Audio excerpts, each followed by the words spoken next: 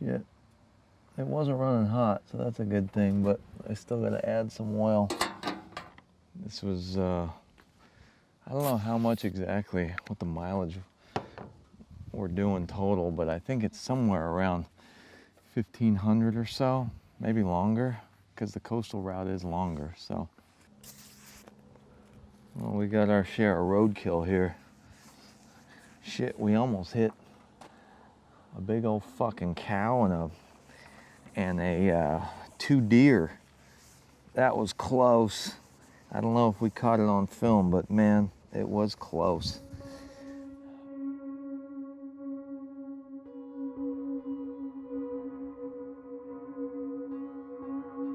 Outside of just redoing cars, we specialize in modernizing them. We're putting brand new 2015 engines, transmissions, rear ends into car, really modernizing the old car feel and drive to it while maintaining that outside soul and passion that the old car carries with it. You know, today's modern driver is looking for certain comforts when they're driving their car around, and adding a power steering or a quick ratio steering or a completely fuel injected motor to an old car allows you to enjoy the beauty of the old car back when the styling was awesome and they had real metal parts and it wasn't stamped plastic components that break, deteriorate, and go away. You get to maintain being able to have all that stuff and have it start when you come out on a hot day.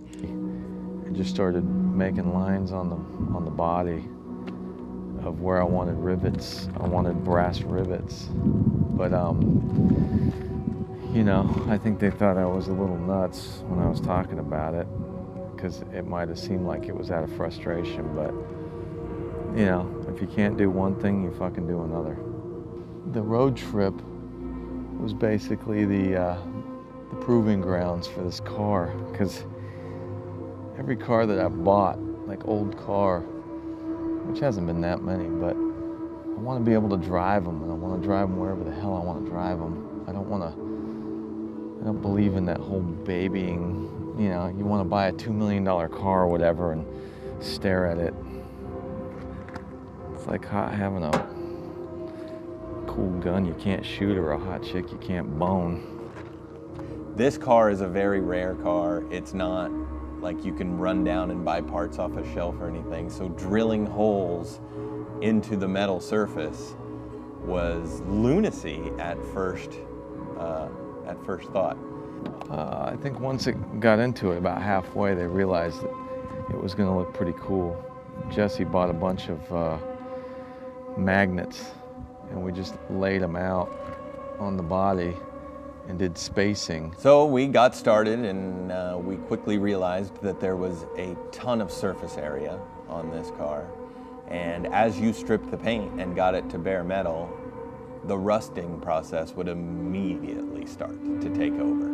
So by the time you were to finish the car from the front end and get to the back end, the front end is already rusting again. So we chased ourselves time and time again to not only get the look right, but to prevent the rust from going too deep and affecting the overall look. From there, we had to develop how do we finish the metal to a point where it doesn't have the sanding or the scraping or the stripping marks in it.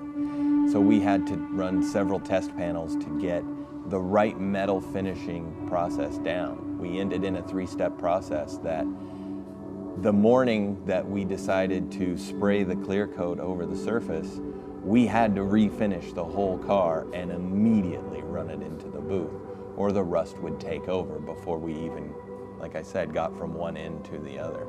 After we began to start drilling, this is old, thick 1930s metal. It's not thin sheet metal that's made on a modern car, it is thick. So we mowed through drill bits, putting 1,174 holes into the entire surface of the car, knowing that this was beyond the point of no return. We started then to move into the riveting process, And that's where I gained a huge amount of respect for the old riveteers and people that used to build buildings and use rivets. It requires an amazing amount of force. These are 1/4-inch diameter shank rivets that, while are made out of brass, a softer steel, still have to be compressed and slammed together with an amazing amount of force. Shit, from conception to final execution, I think the car took roughly 2.5 years. It took a while, but it's, you know, I mean, these cars are never done. There's always something little to do, but this is pretty damn close.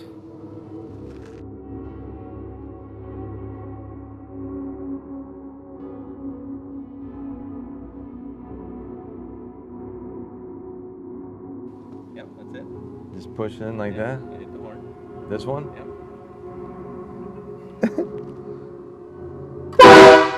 Jesus Christ.